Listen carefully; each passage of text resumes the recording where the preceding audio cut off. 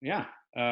Jenna, how was the market before COVID-19? So before we went on vacation. The market was it was crazy busy.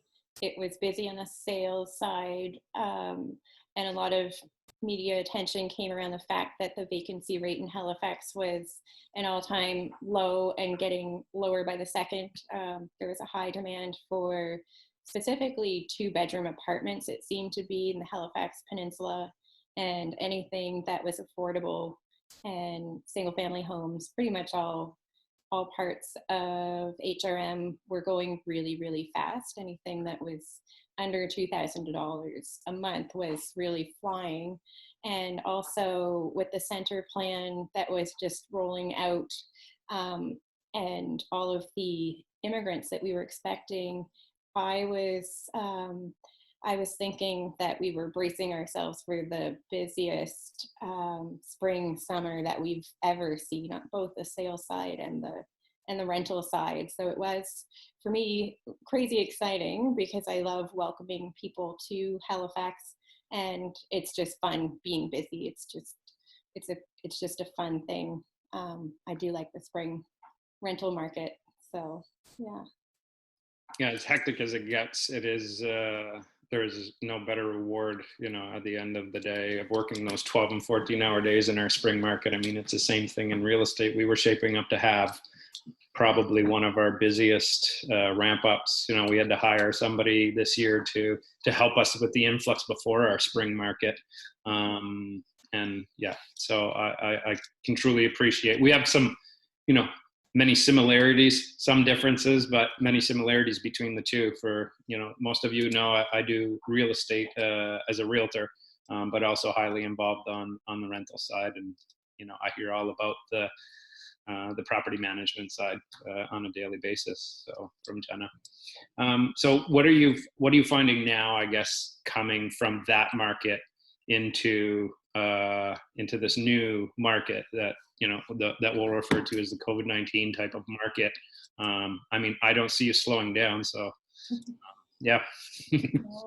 Oh, so it's been really interesting for viewings and the amount of properties that we have, and we're getting I would say we're getting a lot of interest, and I'm kind of surprised, pleasantly surprised, and also just surprised in general that we're getting a lot more activity and uptake on our properties that are what I would consider executive homes. Anything above $2,000 a month, I say, is kind of an executive because um, people need to have an executive income to be able to be approved to rent them. And so a big uptake and a big interest in people still trying to move here internationally and taking up those properties. And we're certainly getting a lot of um, we're getting a lot of interest on all of our properties. I think the cycle to place somebody is a little bit longer because people are a little bit um, more nervous to move, and it's hard to get people out to view places. So they have to basically, if they want to move for April, May, and June, they're having to consider something sight unseen. So there's a lot of trust that's involved with that. Yeah, no, that's. I mean, you and Melissa are still managing that really well to get people out there, which kind of leads me into my next question is Zoom has been an amazing tool for us, you and I and our group, and my day-to-day meetings. And I'm sure most people on this call are using Zoom or a platform similar to it. Is there any other technology that you found like super useful to deal with the stuff that you have to deal with on a day-to-day basis, working remotely? Zoom is a big one. Melissa has shifted to making sure that we get videos of all of our properties that we have available to be rented. So we're using just basic filming videos. We're calling it a virtual tour, but it's basically here's a video link of the property, and it walks people through so they can get a good sense of the layout. And aside from that, we always used, well, we've pretty much switched completely to using dot loop for signatures, just because it's it's just easier for people to sign. So we've adopted that, and we continue to do that.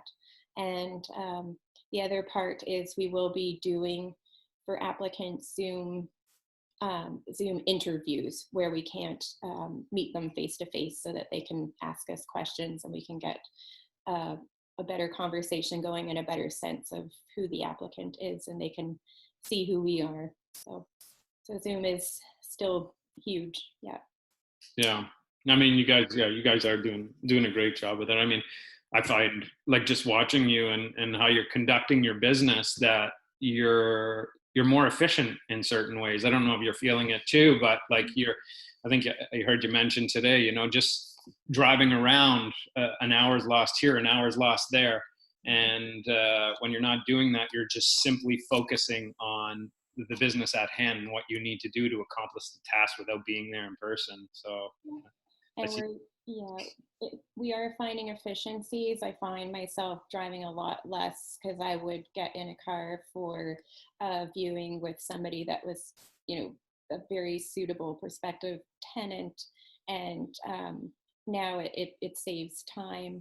And also the other technology that we're using, it's nothing major, anybody can use it.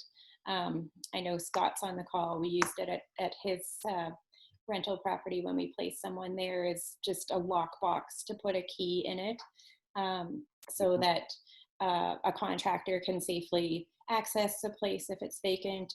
Or we did a move-in where Melissa went ahead, did the move-in inspection ahead of time, identified an issue, had somebody go fix it, all with the lockbox. And then when the tenant moved in, she got her keys from the lockbox, so we didn't have to, you know, physically distance ourselves, and it was safe for everybody. So that's the other thing we use. Yeah, Yeah.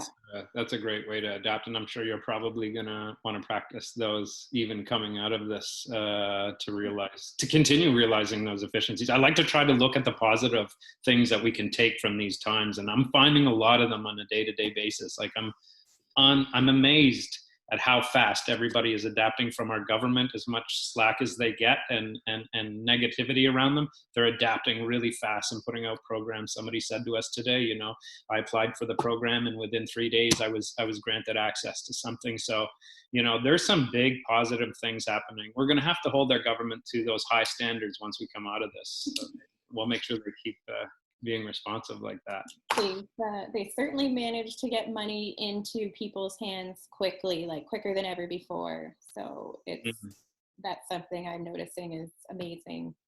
Yeah. How are you handling, like, I know you touched on it, but how are you handling the maintenance requests from your properties right now? Yes, so a big change for our company is that in the midst of all of this, after April 1st moves, we hired a full-time employee. And so that's really exciting that we have somebody dedicated that can go and offer renovations to our properties. And so to keep him safe and to keep other people safe at this time, we are sending him to vacant properties. And we were lucky, we had 2 weeks of work for him right off the get-go. So he was there, and he's there this week. And next week he'll move to working outside the property. While someone moves into the property, he'll be working outside to keep the physical distance. And also, on all of the properties that we manage monthly, we're only sending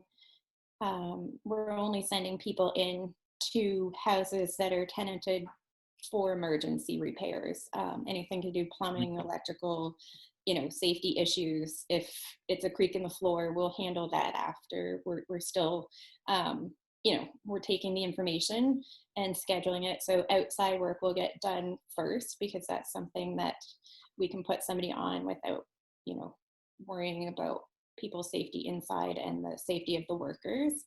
And the plumbers and the electricians are all asking the questions, you know, COVID related questions to make sure that somebody hasn't traveled in the last 14 days, and those kind of questions, that they don't have a cough or a fever before going in, to protect their workers. So Yeah, that's really good, and congratulations on getting the new employee. That's huge for you guys. Yeah. How did you deal with handling the hype leading up? Like, we had a lot of hype in the media, some good, some bad.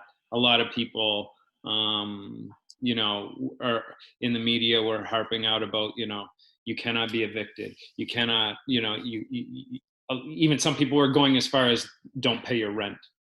So how did you handle that hype going into it? It must have been pretty nerve-wracking for you, you know, managing so many properties and having all that weight on your shoulders.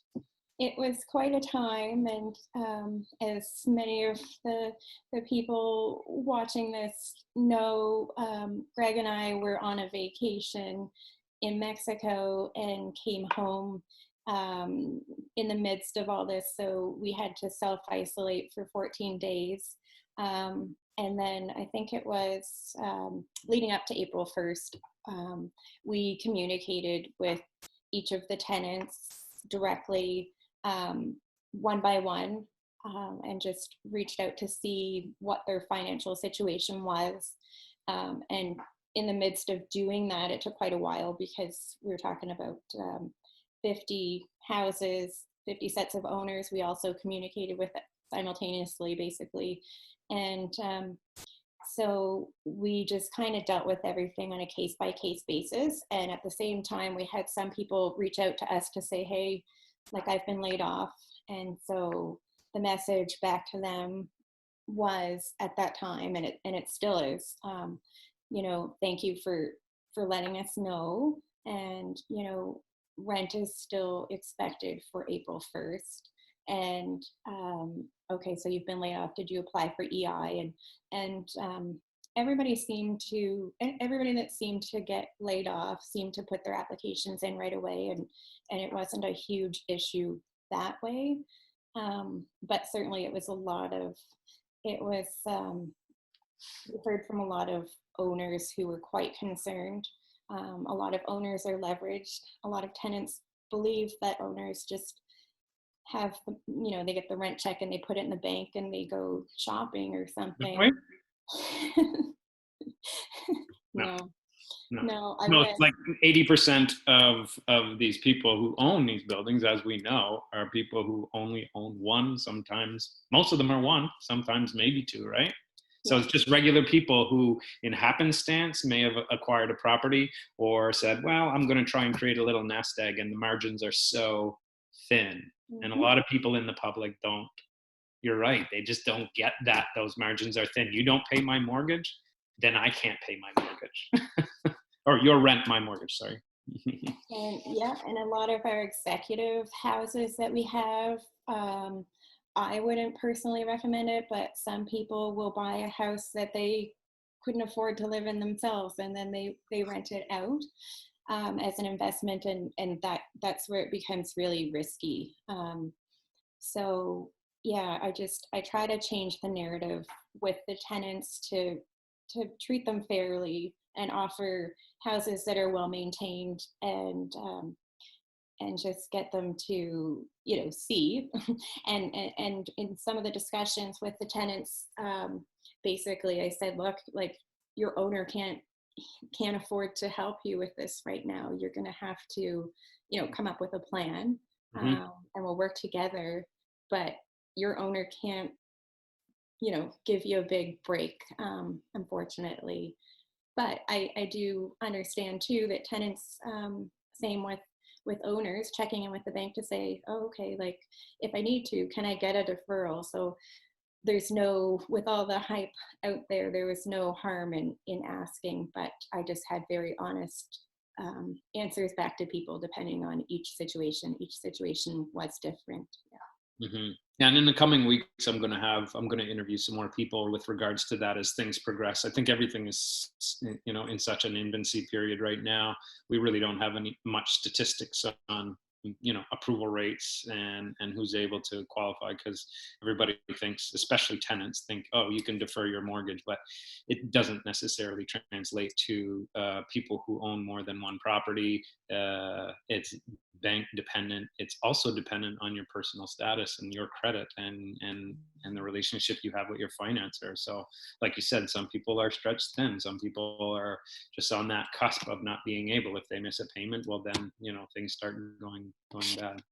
So you and I talk about this all the time, Jenna, but expectations. It's all about, I think, setting people's expectations from the onset. I love that you contacted all your tenants, a week before that happened. I thought that was so progressive, just because if something is going to happen, why not find out? Why not give them a call and ask them? And then you can plan for it. Then you can then go forward and set that expectation with the owner of that building. I know I was talking to another property owner, and he told me a week ago that he said, my tenants already are good for April. They're going to pay. And I was like, well, that's fantastic that you have such an open line of communication with your tenants, that you already know 2 weeks before the beginning of the month that things are going to be. So the same thing for you. You're managing those expectations with your tenants, letting them know sternly that rent is still due on the 1st, but we're still here to help if you need it. Yeah, that's Yeah. all. And also, and I hope everybody that's a landlord is doing this as well, but I sort of shifted, and like we always lead with kindness and compassion, but really it was a time where everybody was scared, afraid, and the owners were afraid, the tenants were afraid. It's a high stress time. So we led the conversation to say, I know this is a difficult time, like, how are you doing, first and foremost, and has your financial situation changed? And just share, like, showing that we care first. I think that really helped a lot too. Yeah. So have you had to offer up any incentives with any of the tenants, or have your owners offered up any incentives? Yeah, so it was really touching. In some situations, we've had some really excellent long-term tenants who got laid off, so they were in a compromised financial position coming into April. And the owners took that information and were able to offer, in certain circumstances, some really nice breaks on rent for a couple of months, which is really nice to see. These are properties that the tenants have been there for 2-3 years with not a lot of repairs. So there's a little bit of cash flow built up that, instead of it going to a deferred project that's kind of a nice to have, it went to helping them out a bit. So tenants in that case were very thankful. It was really nice to be a part of. Yeah. Mm. Yeah, and you and I have done something, with our own personal tenants. Everybody's buying groceries online, so we just did something simple, sending some gift cards to buy groceries. It's something that it's kind of the new reality of ordering online. So little things like that. I guess it's just a gesture to show, and a phone call to it. Like the individual phone calls, you can't beat that. You can't beat that, because that's a personal touch.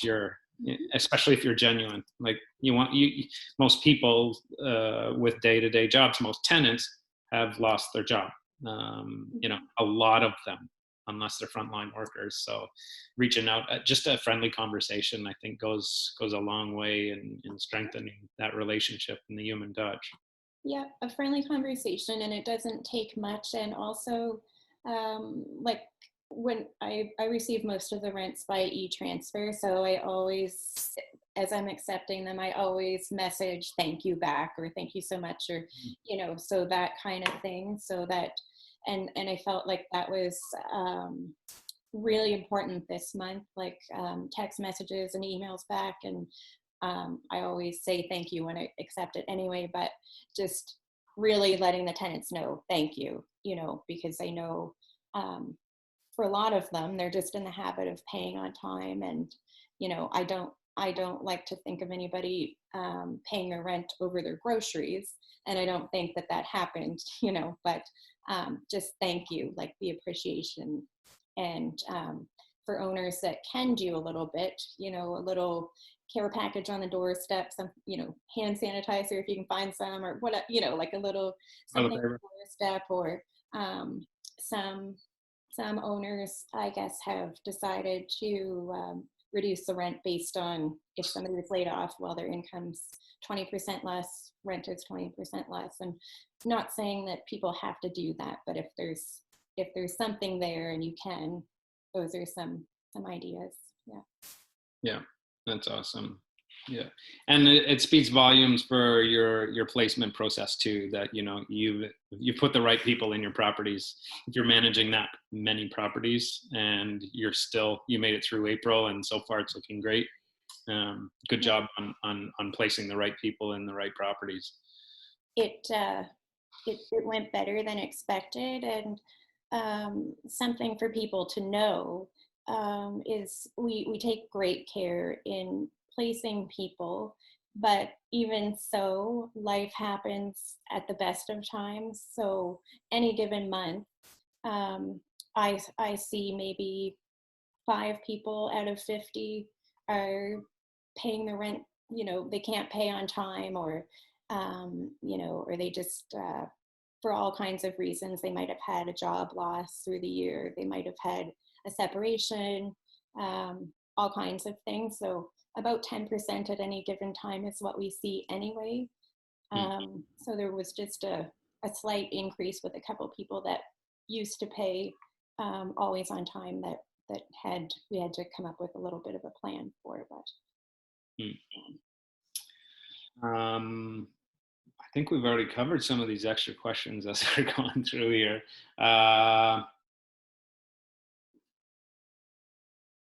Did you have, I think you just addressed it. Basically, the next question, was, have you had any of your tenants not pay rent so far on the April 1st, and how did you deal with that? And it sounds like, you've already kind of delved into that a little bit.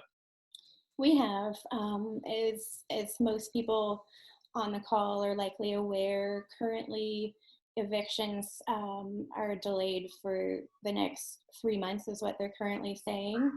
Mm-hmm. So, you're kind of stuck. That doesn't mean that your tenants are just off the hook. It just means that if you find yourself in that position, you'll want to keep a detailed record of what's going on now. There's no sense causing yourself extra stress and getting angry and, sending nasty text messages to them. I think just try to sort of create a plan, leading with kindness and maybe firmness, or just, saying, this is my situation. Like, I'm in a bad situation, needing to pay a mortgage and you're not paying rent, or, just try to work it out that way. And then in 3 months' time, if somebody didn't pay, then you'd go through the normal process at that time. Yeah. I was talking to another investor, a close friend of ours, actually, and he has, I think, what are they up to? Like maybe 70 doors approximately. It's a couple of good-sized buildings, and he, his response to the many people that have approached him about not paying rent and stuff is, when he had to get firm, when it's starting to push, and his response was, "That's fine if you're going to be this way now, but in 3 months from now, or whenever we recover and things are back to normal, I'm not going to forget that you chose not to pay your rent if you are capable of paying your rent." So there's a way to be firm in that sense, because people, will remember that. Just like they'll remember if you forego a mortgage payment, sure, it's not going to go on your credit history or anything, but the person that's reviewing your file, if they're going to lend you some money, will see that you did that. and human nature, he can't look past that. He'll see that you had to do that. So if they're questioning whether you can buy a 12 unit building or a 24 unit building when you can't manage a few months of downtime, it will, so it's kind of the same thing. I don't know if you agree with that. Yes, and also I was hearing on another podcast, Sarah Larby with the Right Club out of Ontario was saying, um, one way that she was, I think in Ontario, it was even more of a movement about people saying, tenants banding together and saying, like, let's not pay our rent, and different groups and forums and things. And what she was saying on the podcast was, she will be asking when she's receiving applications in the future, well, how did the tenant handle April, May, and June's rent? That, Because that's something key to know. I love that. That's fantastic. How's that going to look on your application for your next? And that's why not share that, right? Your recommendation, especially as a prominent property manager, people do call you, and I know your phone rings all the time with people moving into other managed properties, and you're giving them either a recommendation and I know you're honest with them because I hear some of the phone calls, especially if things didn't go according to plan. So, that's another great one for people to think about the future. Yeah, after this all settles down. Sorry, I've got questions starting to come in. If I look like I'm looking away from the screen. It's similar to the banks and these deferrals where they're going to be looking at your past history. So for me as a property manager, I'd say if it's a good tenant, well, they paid on time, for the 2 years leading up to this, and then this happened, and they came up with, they told me ahead of time so we could make a plan, and they came up with a plan and we communicated through it. Fine, that's great. And then ideally, if they leave and their rent's caught up, okay, that looks okay. But if it's somebody that just refuses to pay, it's not gonna look good. Yeah, true. So kind of going into a little bit more depth on that question, have you had any dealings with the tenancy board? Because that's the number one question I'm getting almost on a daily basis from people is, where's the tenancy board in this? Where is their stance? Like, are they still performing tenancy board things? So yeah. So anybody that had hearings scheduled coming into this, I was quite surprised. Access Nova Scotia, the week that it was closed, we had a hearing, and the officer took the call.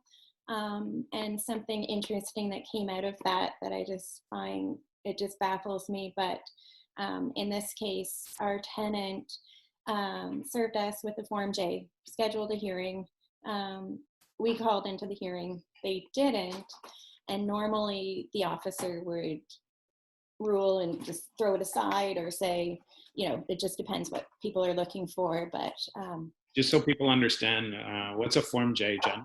Oh, a Form J is if you have some kind of a dispute with if you're a tenant with your landlord about the property, or it can be about all kinds of things. If you have a dispute that you're trying to resolve, or also a landlord or a property management company as the agent on behalf of the landlord can serve the tenant if the tenant's not taking care, not paying, all number of reasons. And then at Access Nova Scotia, when you file, they will schedule a hearing, which is a telephone hearing these days.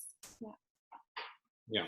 So basically, it's quieted down, but it's still happening. Yes. But I suppose it depends on what the current status of that tenant is during this pandemic as well. If they go for I think I know which one you're specifically talking about, and those tenants were just actually looking to move out, which Right. But the thing that was shocking was that the hearing still went, but when the tenants didn't dial into the hearing that they scheduled, the officer, because of COVID-19, automatically, instead of just throwing it out because they didn't dial in, said, well, maybe, and we've always had telephone hearings, but she was like, well, maybe because of COVID-19, they couldn't dial in because there's too many, like just Yeah.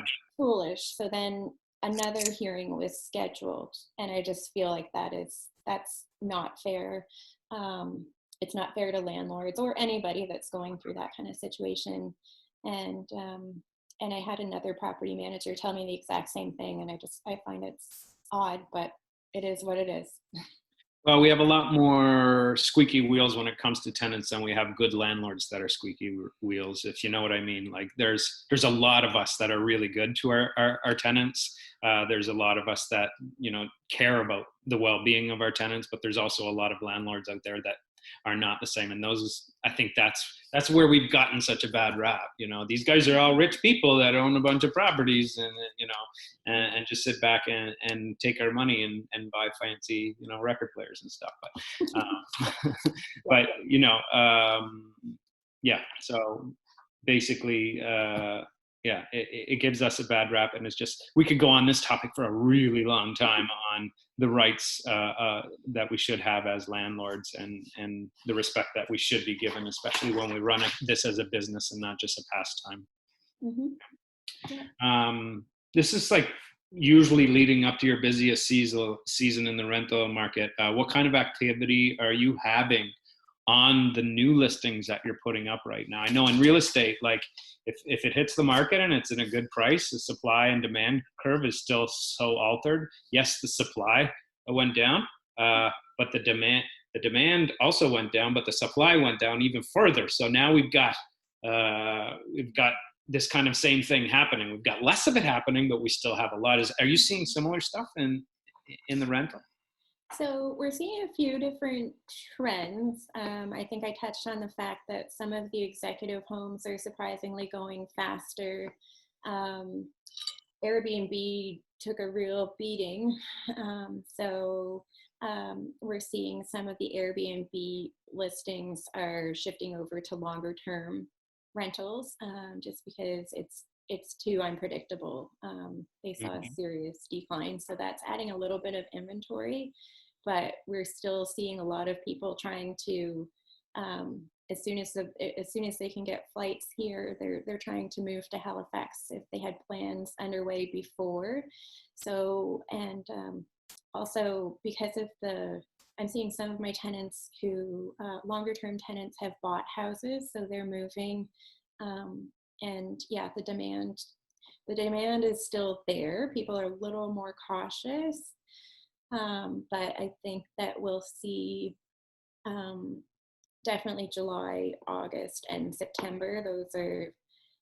Everything's going to be pushed. Like usually May is a busy month, and June is a busy month, but I think everything's going to be pushed, and that July, August, and September will be insane. Yeah, I know what your busy months are. They start at 1 and they end at 12. Yeah, so it's funny that you mentioned the Airbnb, because I was actually talking to some people who own several Airbnbs, and the way that they're adapting right now is not so much a shift into long-term rental, but shorter-term rental. So there's like traveling nurses and traveling, like there's a whole little niche market there. I mean, it won't fill all of the needs, but it will be better, because a lot of these Airbnbs, if they're straight up as an investment, the monthly rent will not cover the bills that you incur, because we're talking about, condos in downtown Halifax or oceanfront homes or something that has an attract to that vacation renter style. So yeah, a lot of them are going to insurance companies. They're checking with insurance companies to see, do you have any needs? Because people, life is still happening out there. People are having floods. People are having fires. Those things don't care about a pandemic, and people still need roofs over their houses, or over their heads, sorry.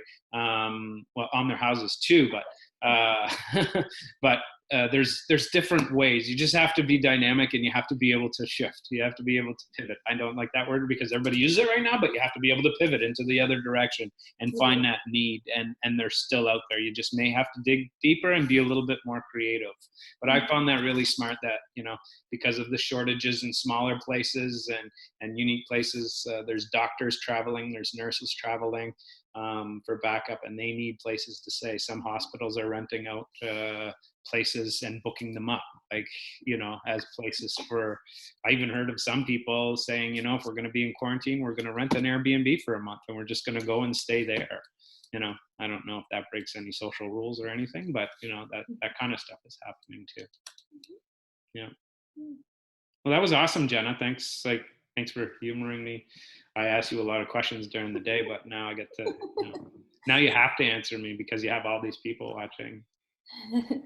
We're going to open it up to some questions. So the first question I have coming in is how, this is from Matt Hansberger. He's actually the president of Royal LePage Atlantic. How are tenants handling the 24-hour notice regulations around, showing properties? Showing properties for sale, right? No, not for sale. Well, both really. So whether it's 24 hours for sale and also the 24-hour notice if you have tenants currently in a place, but you have to get it rented out for May 1st. You may not be running into those vacancy issues where you're switching tenants. I know we have one coming up that we're going to have some tenants moving out of one of our houses. Mm-hmm. And I've been kind of tossing it around my head, do we just wait till they're gone? Probably in this circumstance, we'll wait till they're gone to show the property because I just don't want to put anybody at risk. And if we want to do some painting or something like that, we'll have people in there during that time in between. But how's that? How are you handling that 24-hour notice? So for our properties, as we had, or as I mentioned earlier, we're doing videos, and we're showing it by video, and we. So is that a rule? Like you're not showing it? Like they have to watch the video? Like I know in real estate, they have to do a bunch of things before we get them physically in that house. Yeah, so the process is they watch the video, they look at the pictures, they can call us, they can email us with any questions if they want to know utilities or something like that. And if they're quite serious, and I can appreciate that somebody wants to walk through a house before they move in and see how it smells, or what, like all different things that you can't, sounds and smells and things like that you can't see through a video. So, and, just having a look and feeling what it feels like, but we're not taking people through unless they're very serious, and that we have, we'll do our interview first, and we'll look at the application and make sure it's how we're handling it. And it might be at that point that we haven't had that exact situation just yet, but I'm sure it'll come really soon, where if there's tenants there, we'll ask the tenants to leave for a short period of time. We will open the door and say, and you go and have a look, it's hard to show a place and keep 6 feet of distance. So that's likely how we'll handle it right now. Yeah. Now, what about on the flip side, like people, like if the property's for sale, so you have tenants in one of your properties, and I know you've been down this road several times. It's easy when we weren't going through this, but how is that process happening when you have tenants, the house is for sale, and you get that call from the harassing realtor saying, I want to show this place. Can you tell your tenants, please? It's never fun managing tenants through a sale, and so again, it comes with that relationship as a landlord with the tenant, or property manager with the tenant, to have that open communication. And ideally, you got to think that tenants don't really get anything from selling your house. So if you want to make them have more positive comments when people come through about the property, maybe give them a little something to thank them, like a gift card to get some takeout or something, just to help it along. Yeah. But during COVID-19 though, how are you finding that 24-hour notice? Are you having? Well, we're like we haven't had to give 24 hours notice yet that we're coming through Okay. for viewing. Okay. So we've kind of ended up with quite a few vacant properties that we're working with, so that's a little easier. Oh, it's a joy whenever somebody wants to see a vacant property. Um, we've been out. You and I have been out to a few vacant properties, and it's so much easier to do that when there's nobody in the house, and there's not been anybody in the house for some time. But there are people, and I think it's once again managing that expectation with your tenants and having that conversation. The house is actively still for sale. The realtors have to take very strict protocol because pre-COVID-19, the tenants don't usually leave the property when we're showing it. They don't like leaving their stuff. It's not them selling the house. They have nothing to gain. In fact, they're probably losing in that situation if somebody's buying the property, then either to live in it or renovate it, which means they're out of a place to live. So 9 times out of 10, we try to make them as happy as they can, but you can tell we're annoying them.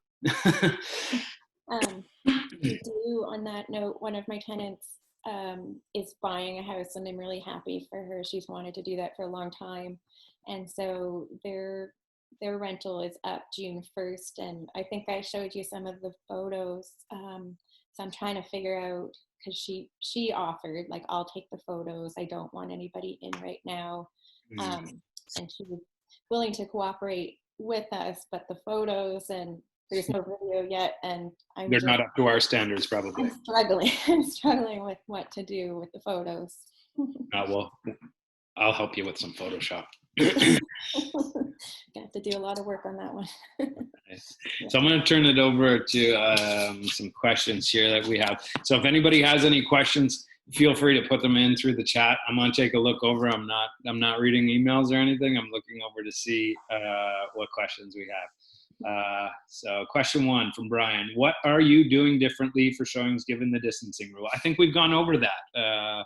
You're opening the door, you're letting them walk through. I mean, you're probably doing the hand sanitizer thing and going in and wiping things down. That's what, as real estate agents, that's what we're doing. We're opening the door.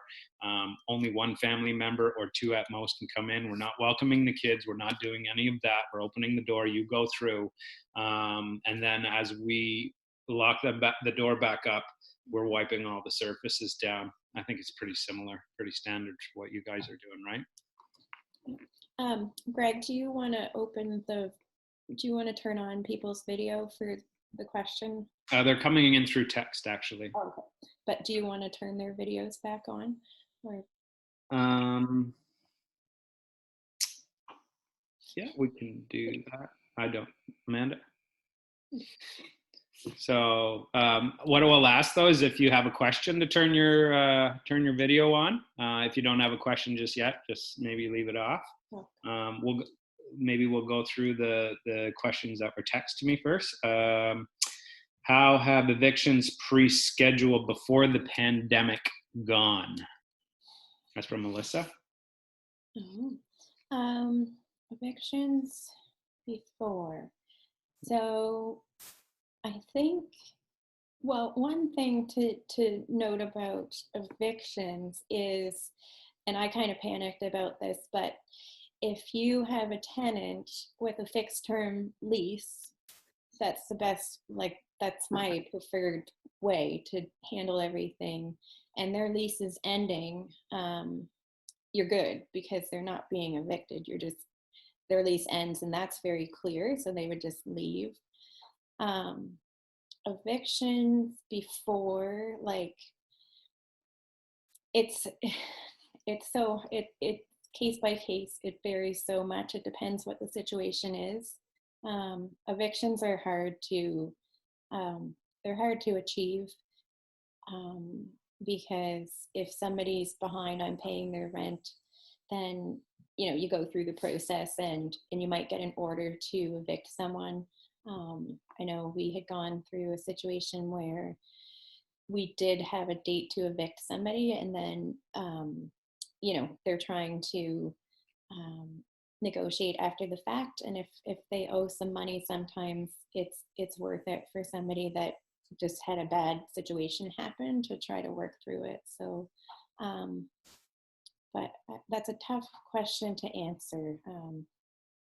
Yeah, We it's like putting you on the spot. well, I mean, the process is very difficult. If you have a tenant in a month-to-month term, like a month-to-month or a year-to-year lease type, it's tricky. Yeah. Yeah, at the best of times, I guess. Okay, and if anybody has any other questions, guys, feel free to hit the raise hand button. I don't see it, but I know there is one there, and we'll get you on if you have any additional questions. Let's see here, just looking through. A lot of these have been answered, so I'm just reading through some of them to see if there's any that we haven't covered. Yeah, I think that actually just about covers it. There's like 4 other questions here, but we've actually kind of gone over them already. So yeah, that was awesome. Thanks a lot, Jenna, and thanks everybody for joining. We're just about at the hour mark. I'm trying to keep these calls to respect everybody's time. Down to 1 hour maximum. Sometimes we will go over, but I understand, this is right around bedtime. We're all in our houses. I had no idea how our kids have been so quiet for the past hour. I don't know if you tied them up upstairs, Jenna, or what you've done. I'm afraid to find out. I mean, Yeah. the last time we left them for any length of time, we came up and they had a whole dentist office set up, complete with gloves and Yeah. paste and goggles. I don't know what we're going to see today. Yeah, it'll be interesting. I think there's a couple of other little things. I'm hearing bangs happening upstairs. Yeah, I spoke too soon, didn't I? Yeah.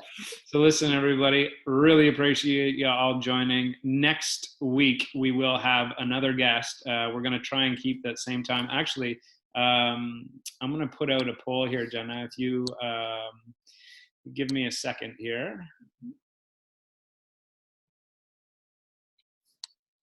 For some reason, my screen just went. I guess that's not going to work. Technological issues. I was going to put a poll out to see how everybody likes this time, but if you guys can put a comment in the chat if this time is a good time for you.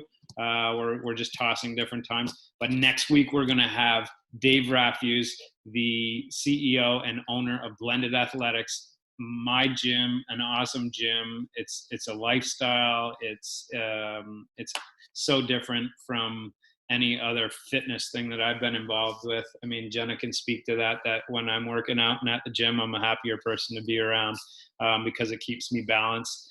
So next week we're gonna talk to Dave on how his world has changed. I mean, there's not too many more businesses like a gym, a physical gym, and we're gonna see how he's adapted during COVID-19. So it's going to be awesome to hear from him. Super motivational. He's got his things down. He knows what he wants, and he's out there and he's delivering some fantastic things. So thanks again, everybody. Thanks, Jenna. We'll sign off for now. 7:56. Thanks, everybody. Bye. Thanks.